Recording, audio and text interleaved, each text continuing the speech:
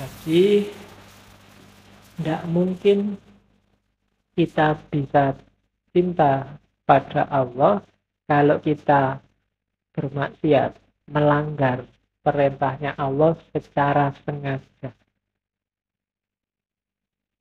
Kalau kita masih melakukan hal yang dibenci oleh Allah dan kita sadar itu dibenci, berarti kita belum cinta.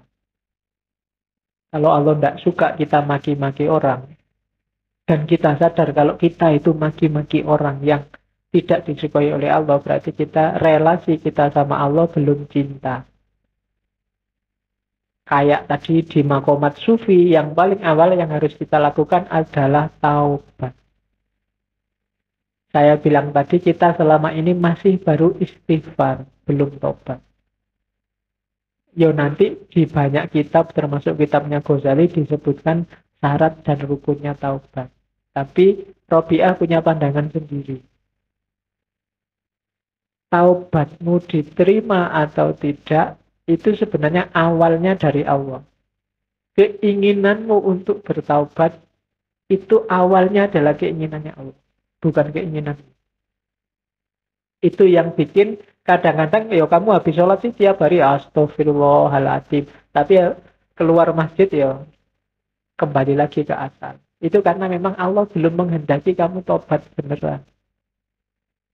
Jadi tobat itu sejenis hidayah katanya Robi'ah. Jadi kalau Allah membukakan pintu taubat, kalian akan tergerak untuk bertobat. Maka bersyukurlah kalian kalau kamu tergerak untuk bertaubat. Berarti Allah sedang peduli sama kalian. Kalau Allah tidak menghendaki, ya kamu tidak akan memasuki pintu taubat itu. Mungkin kamu merasa benar terus, merasa baik terus. Itu berarti Allah sedang tidak mau kalian mendapatkan ampunannya memasuki pintu taubat. Jadi ada orang tanya pada Robi'ah, Robi'ah, kira-kira aku ini kan maksiatnya banyak. Kalau aku tobat diampuni tidak oleh Allah? Katanya Robi'ah, kebalik. Kalau Allah berkenan membukakan pintu taubat, kamu akan taubat diampuni. Tapi kalau Allah nggak membukakan pintu taubat, Allah nggak akan mengampuni. Jadi taubat itu pasti diterima. Allah Maha Pengampun. Tapi untuk melahirkan kesadaran saya ingin taubat, itu kuncinya lagi-lagi di Allah. Bukan dalam diri kalian. Maka bersyukurlah yang tergerak dan sadar untuk bertobat. Berarti Allah masih sayang kepada kalian. Jadi ada kan orang yang janjinya ya wis jelas bolak-balik salah, tapi kok merasa benar terus. Berarti memang Allah belum membukakan pintu taubat. Membukakan pintu taubat itu bukan kamu yang mengetuk pintu terus Allah yang buka pintu. Tapi Allah yang menggerakkan hatimu untuk mengetuk pintu. Jadi jawabannya Robi'ah, nah, pertanyaanmu salah. Jadi bukan kalau aku bertobat, apa Allah menerima? Kalau Allah mengizinkanmu bertobat, maka kamu akan tobat dan pasti Allah menerima. Jadi taubat itu pertama-tama hidayah Allah. Maka mintalah Allah hidayah biar kamu bertobat beneran. Selama ini kan kita tobatnya masih kadang iya, kadang tidak. Kalau waktunya sadar, istighfar sampai nangis-nangis. Tapi kalau waktu kumat, ya kembali lagi ke asalnya. Nah itu namanya masih belum serius. Kalau pas kepepet, ala Pak nanti tobat lagi kan hilang Pak. Ya berarti memang belum tobat. Allah belum menggerakkan hatimu untuk tobat. Jadi syaratnya untuk bisa mencintai ya memang membersihkan diri. Jalur pertama tobat. Jalur kedua apa? Ridho. Ridho kayak tadi ya. Ridho itu bukan kamu minta Allah meridhoi. Kalau ini kebalikannya tobat. Kalau tobat, mintalah Allah akan menggerakkan hatimu bertobat. Kalau ridho, jangan minta Allah meridhoimu. Allah itu sangat sayang padamu, pasti meridhoimu, tapi engkaulah yang ridhoilah Allah dengan segala ketetapannya. Jadi ini teorinya dibalik-balik oleh Robi'ah. Kita kan biasanya, mari kita minta ridhonya Allah. Semoga Allah meridhoi kita. Itu gampang. Sekarang kita balik. Mari kita meridhoi Allah. Nggak berani ya kamu bilang gitu. Tapi maunya Robi'ah begitu. Mari kita meridhoi Allah itu apa artinya? Apapun yang terjadi, apapun yang sekarang berlangsung, kita ikhlas, kita rela, kita terima. Wong ini semua dari Allah. Itu namanya meridhoi Allah. Jadi doanya bukan semoga Allah meridhoi kita. Kalau itu pasti. Tapi semoga kita bisa meridhoi Allah. Kita bisa rela dengan semua ketetapannya Allah. Kita tidak komplain. Kita tidak terima dengan keputusannya Allah. Kita tidak merasa galau dengan segala ketetapannya Allah. Nah, itu namanya ridho pada Allah. Radhiyallahu anhum wa radu anhu. Jadi Allah meridhoi mereka dan mereka juga ridho pada ketetapannya Allah. Ini teori kedua. Jadi kita selama ini konsepnya agak terbalik. Kita merasa tobat itu dari kita, kalau ridho dari Allah. Kalau di Robi'ah kebalikannya, tobat itu dari Allah, kalau ridho dari kita. Cuma ini harus dijelaskan agak panjang. Kamu jangan nanti ikut Jumat tiba-tiba ngomong ini. Tidak dijelaskan asal-usulnya. Jadi maksudnya tobat itu dari Allah. Kalau Allah menggerakkan hati kita untuk bertobat, kita akan tobat dan pasti diterima oleh Allah. Kita meridhai Allah itu berarti kita rela dengan semua ketetapannya Allah tanpa komplain, tanpa mengeluh. Terus,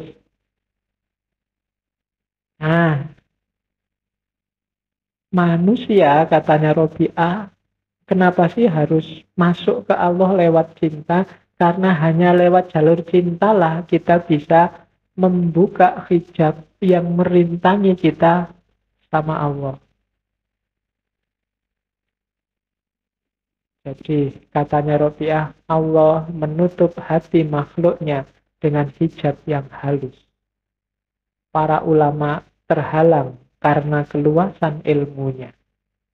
Para zahid terhijab karena amalnya.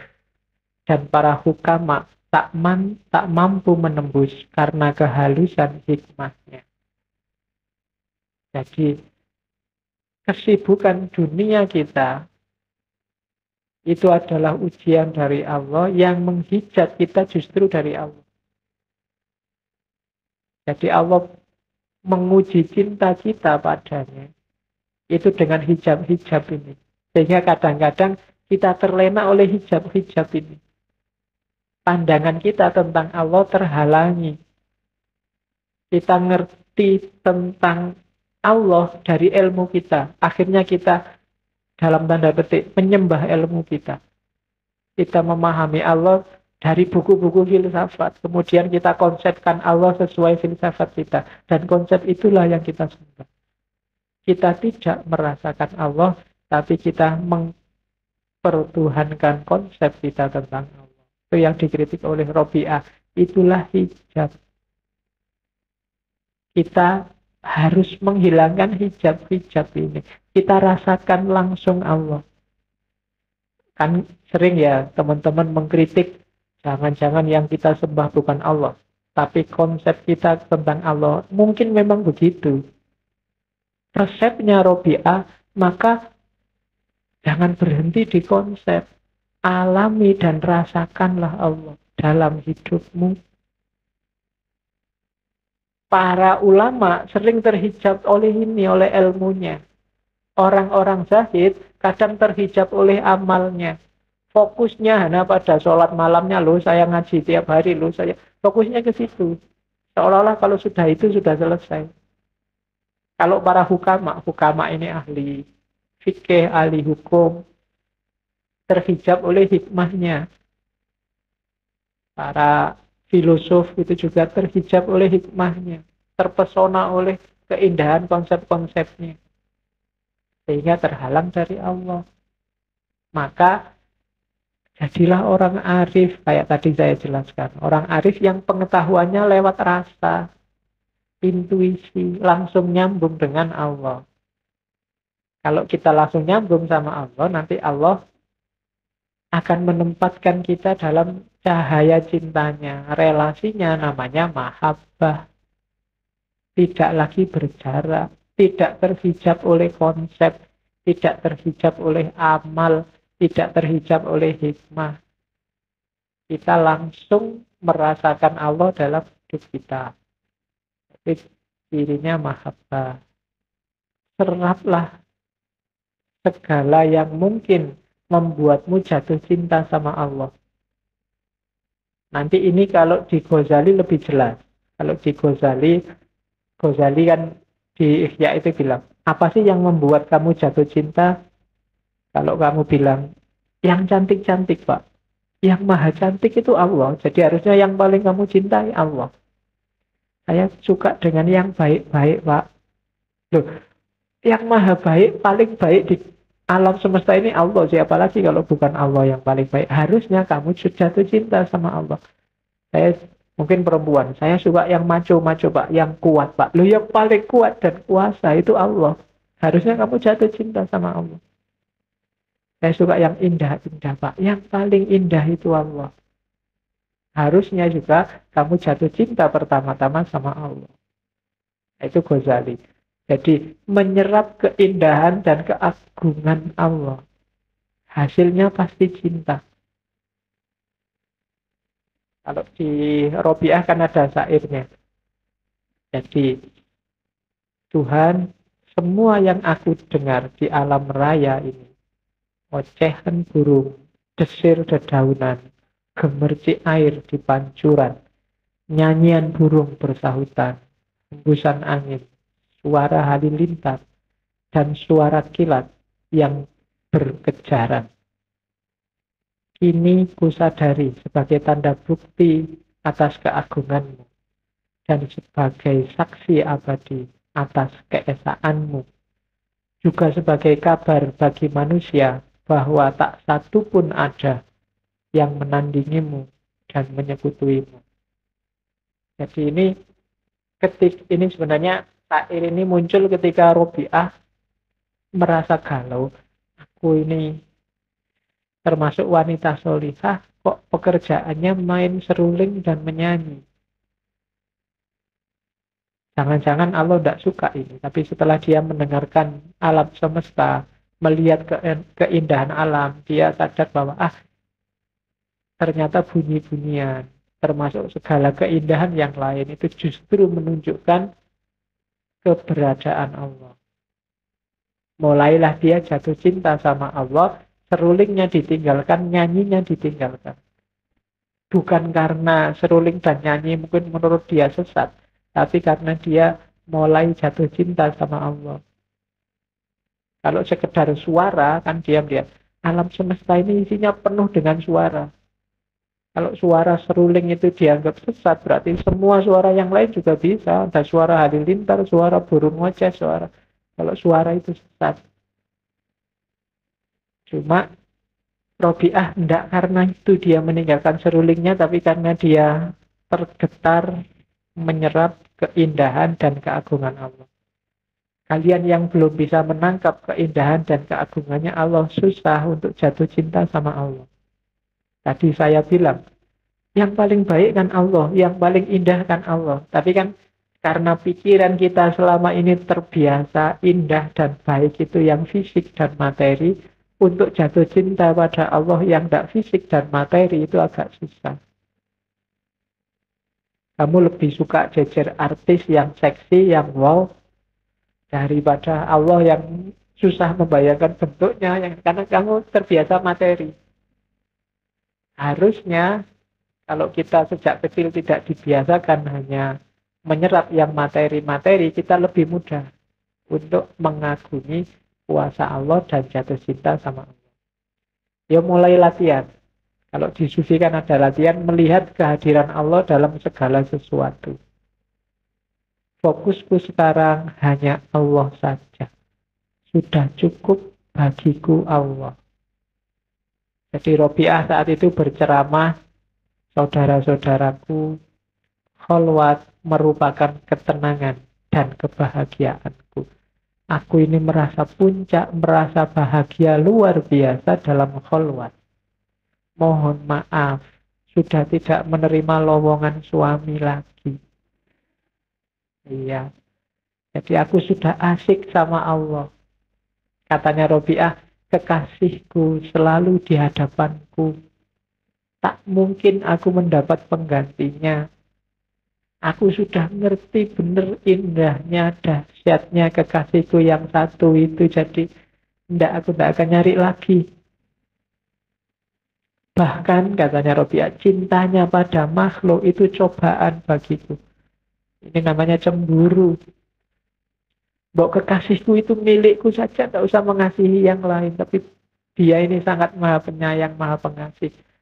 Maka itu cobaan bagiku. Dialah tujuan hidupku. Nah, oh hati yang ikhlas, oh tumpuan harapan, berilah jalan untuk meredam keresahan. Oh Tuhan, sumber bahagia dan kehidupan, kepadamu saja kuserahkan hidup dan keinginan. Kupusatkan seluruh jiwa ragaku demi mencari ridhomu. Jadi, enggak punya suami aku enggak gelisah. Enggak punya apa-apa aku enggak galau. Yang bikin aku galau cuma satu, ridhomu. Kamu ridho enggak ya padaku? Apakah harapanku akan terwujud? Jadi satu-satunya yang difokusi oleh Robiah itu hanya Allah ini kira-kira ridho enggak kalau aku gini ya. Jadi bukan lagi urusan suami, bukan lagi urusan kekayaan.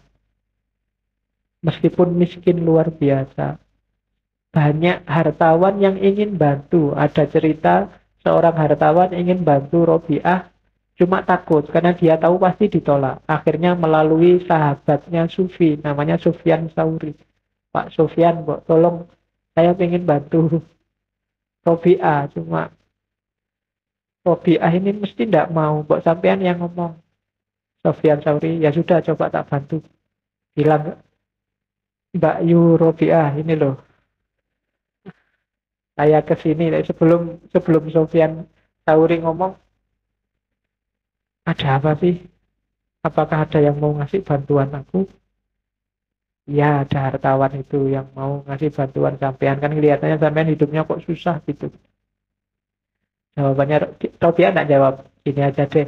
Kamu ngerti toh kira-kira aku jawab apa? Iya sih. Ya sudah. Jadi akhirnya nggak jadi sudah. Nggak jadi dibantu. Oke, jadi ada cerita lagi satu ketika Robiah ini punya puasa. Dia merasa nanti maghrib buka puasa, aku masih punya bawang satu untuk buka puasa. Jadi buka puasanya pakai bawang. Begitu maghrib mau buka puasa ke dapur, loh bawangnya kok enggak ada. Ya sudahlah pakai air aja. Tiba-tiba ada burung lewat jatuh, bawa bawang satu dijatuhkan di depan Robiah. Robiah lihat bawang itu, enggak usah, nanti tipuan, nanti aku jadi manja. Pingin opo-opo langsung datang. Kalau kamu kan seneng. Saya kan tiba-tiba datang. Saya kalau Robiah enggak. Kalau diginiin terus sama Allah, nanti jangan-jangan aku manja. Tidak usah tak ambil bawangnya. Cukup dengan air saja. Nah, itu Robiah. Ya, jangan disamakan jiwanya kayak kalian. Tapi pelan-pelan bisa ditiru. Oke. Ini juga ada satu cerita satu ketika Robiah ini jatuh. Tangannya patah. Dan ya lama tidak sembuh-sembuh terus dia baca syair. Bukan mengeluhkan patahnya tangan. Ya Tuhan, lenganku telah patah. Aku merasa penderitaan yang hebat atas segala yang telah menimpaku. Aku akan menghadapi segala penderitaan itu dengan sabar. Tidak masalah. Namun aku masih bertanya-tanya dan mencari jawabannya. Apakah engkau ridho akan aku, ya Allah? Oh Tuhan, inilah yang selalu mengganggu langit pikiranku. Tanganku patah nggak masalah, aku sengsara nggak masalah. Aku masih pengen tahu kamu itu ridho padaku enggak, ya Allah? Aku gini ini loh. Nah, itu Robi'ah. Jadi dia tidak galau oleh apapun. Sumpah kayak apapun hidupnya, diculik, diperbudak orang tidak masalah. Dia cuma ini Allah ridho enggak ya kira-kira kalau aku gini ini. Bisa kamu tiru kalau sedang ngapain sumpah tidak apa-apa lah kayak gini, tapi Allah ridho enggak dalam hal apa saja. Itu yang selalu ditanyakan Robi'ah. Oke, terus setiap malam ketika malam mau datang, nah, biasanya syair ini dia.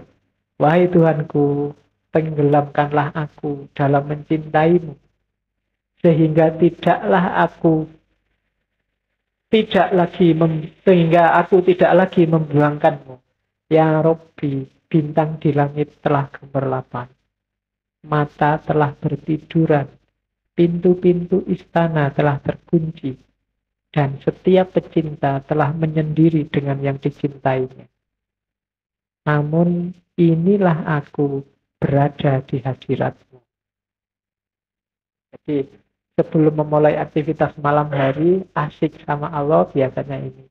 Ya Allah, bintang sudah muncul, bulan sudah muncul, pintu-pintu telah tertutup, para pecinta sudah sama pasangannya sendiri-sendiri, dan inilah aku di depan pintumu. Jadi Robi'ah yang datang apel sama Allah tiap malam. Waktu semua orang tidur. Dan ini dilakukan setiap malam. Jadi asik sama Allah, biar aja yang lain sama yang dicintainya masing-masing. Biar aja semua pintu tertutup. Pokoknya hanya engkau yang aku inginkan, yang aku rindukan. Setelah semalaman begitu, terus pagi. Pagi hari, syair ini yang dia baca. Tuhanku, malam telah berlalu, dan siang segera menampakkan diri. Aku gelisah, apakah amalanku engkau terima hingga aku merasa bahagia, ataukah engkau tolak sehingga aku merasa gelisah. Demi kemahakuasaanmu, inilah yang akan aku lakukan selama engkau memberi aku hidup. Sekiranya engkau usir aku dari depan pintumu, aku tak akan pergi, karena cintamu telah memenuhi hatiku. Jadi kalau pagi dia bermunajat sama Allah, ya Allah, malam sudah selesai, sekarang siang telah datang. Amalanku semalaman tadi engkau terima apa enggak ya? Tapi aku akan selalu begini, aku akan selalu di depan pintumu. Kamu bukakan pintu apa enggak, aku akan ada di sini. Kamu sambut atau tidak, aku akan ada di sini. Karena aku sudah terlanjur jatuh cinta denganmu. Itu Robi'ah. Jadi 24 jam hidupnya hanya untuk Allah. Kerinduan yang tiada henti pada Allah. Terus,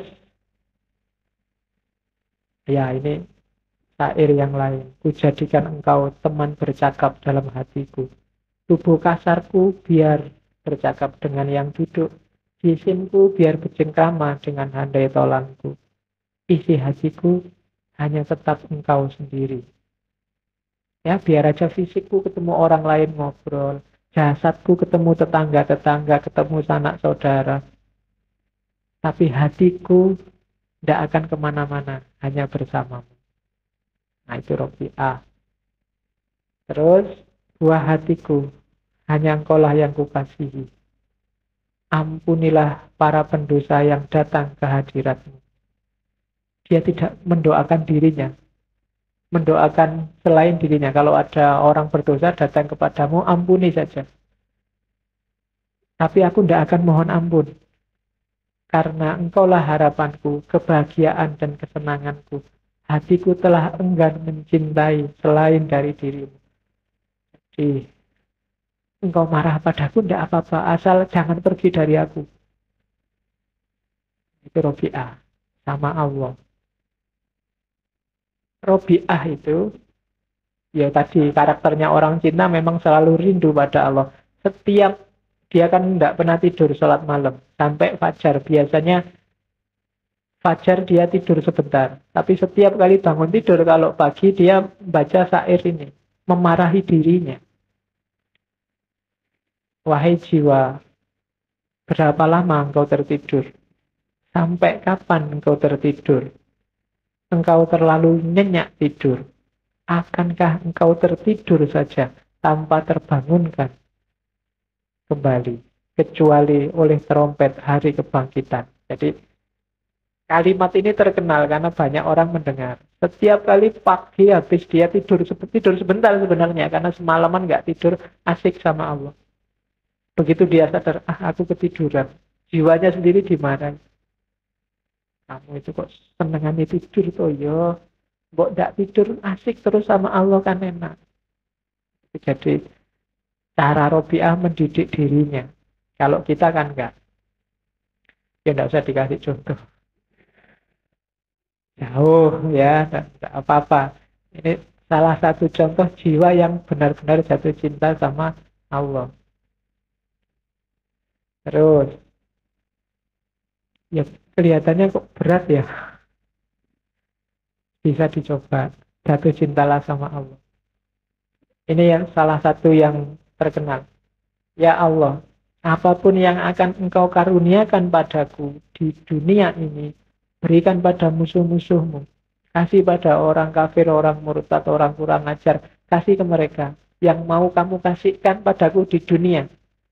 Dan apapun yang engkau karuniakan padaku di akhirat, kasih pada sahabat-sahabatmu. Kasih pada para ulama, para wali, orang-orang soleh yang kau cintai. Aku tidak butuh apa-apa. Karena engkau sendiri cukuplah bagiku. Itu Robi'ah. Oke, jadi Allah saja yang kuinginkan. Cukup pahala-pahala kasih pada orang yang kau cintai ya Allah. Pada sahabat-sahabatmu. Derajat tinggi, barang duniawi, materi yang mungkin engkau berikan padaku di dunia, kasih pada musuh-musuhmu. Aku tidak butuh itu semua, aku hanya butuh engkau. Itu Allah.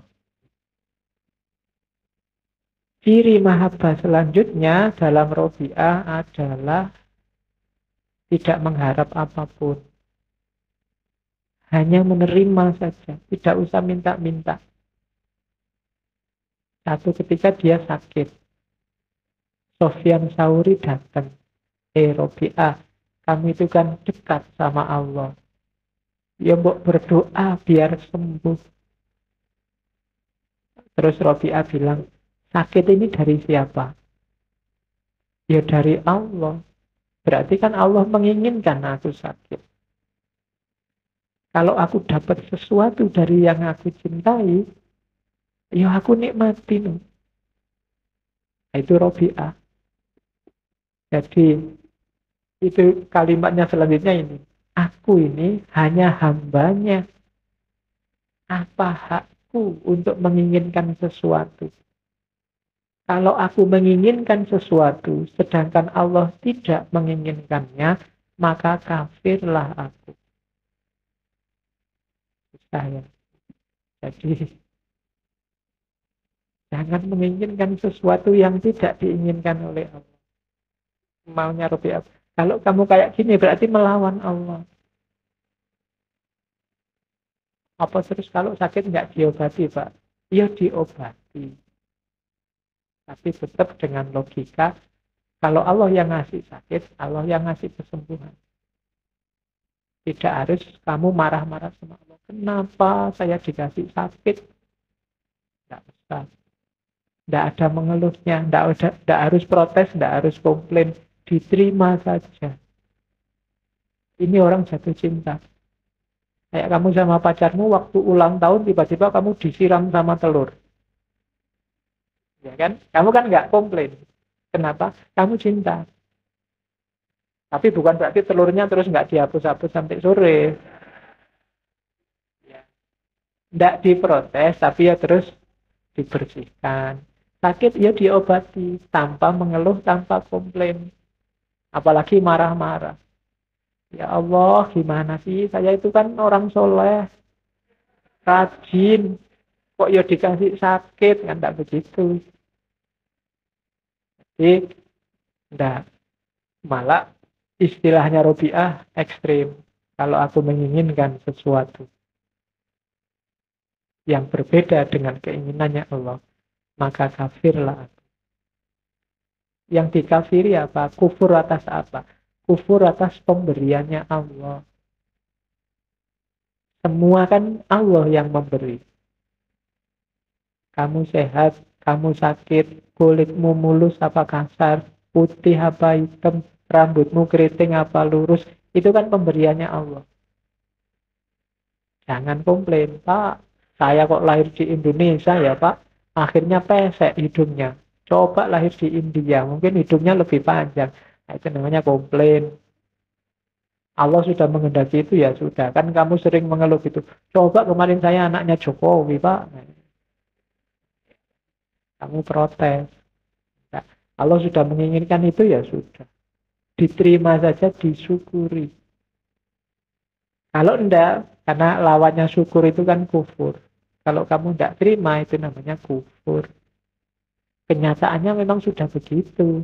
Mau gimana? Kamu jago siapa, yang jadi kok malah siapa? Ya sudah, berarti Allah menghendaki itu. Ya bukan berarti terus, kalau kamu enggak setuju, diam saja. Ya kayak sakit tadi tuh. Ya diobati, tapi tanpa harus komplain, tanpa harus protes. Yang paling bagus apa?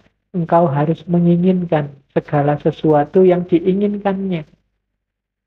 Sesuatu agar engkau menjadi hambanya yang sejati. Semata-mata agar engkau menjadi hambanya yang sejati. Namun tidak masalah jika memang dia memberikannya. Berobat kok masih tidak sembuh? Ya sudah. Karena yang memberikan kesembuhan juga Allah. Sebagaimana Allah memberikan sakit. Jadi logika utama seorang pecinta hanya satu, cukup yang dicintai saja. Kalau cinta pada Allah berarti ya cukup Allah saja. Tidak masalah. Kehilangan apapun tidak masalah. Asal tidak kehilangan Allah. Jadi ada musibah, ada kemalangan apapun dalam hidupmu, terimalah. Satu yang kamu jangan sampai hilang, Allahnya. Kehilangan segalanya tidak masalah, asal jangan kehilangan Allah. Kehilangan hak pilih, kehilangan suara, kehilangan apapun tidak masalah, asal jangan kehilangan Allah. Sekarang banyak yang kebalik. Kehilangan Allah tidak apa-apa, asal jabatannya tidak hilang.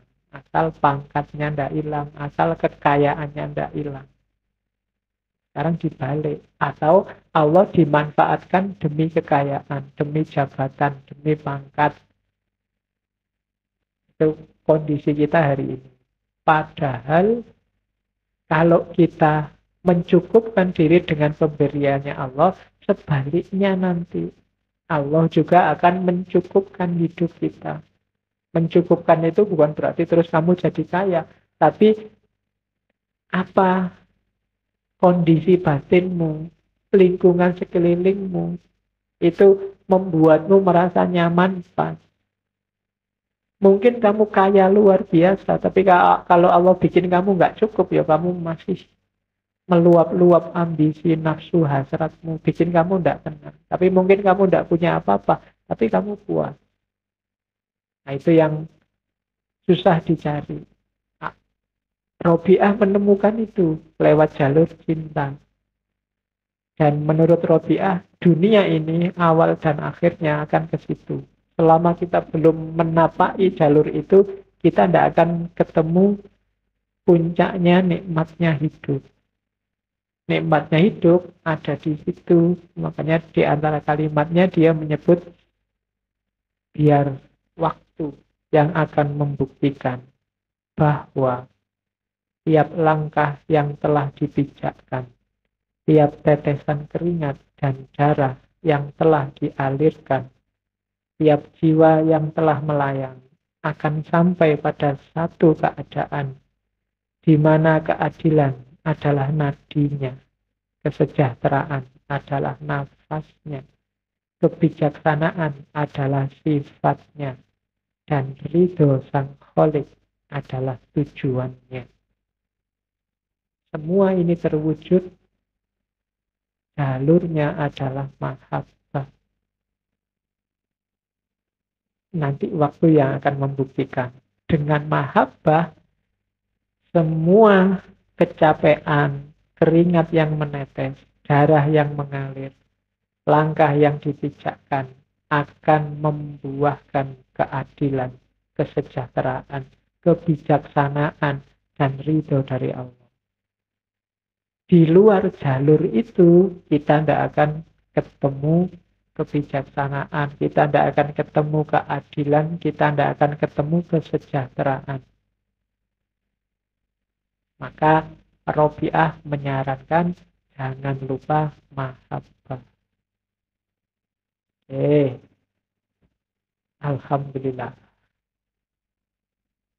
Itulah prinsip-prinsip mencintai Allah dalam pikirannya Robiah Al-Adawiyah. Terus karakter selanjutnya adalah tanpa pamrih. Ya Allah, jika aku menyembahmu karena takut neraka, bakarlah aku di dalamnya. Dan jika aku menyembahmu karena mengharap surga, campakkan aku darinya. Tapi jika aku menyembahmu demi engkau semata, janganlah engkau enggan memperlihatkan keindahan wajahmu yang abadi padaku.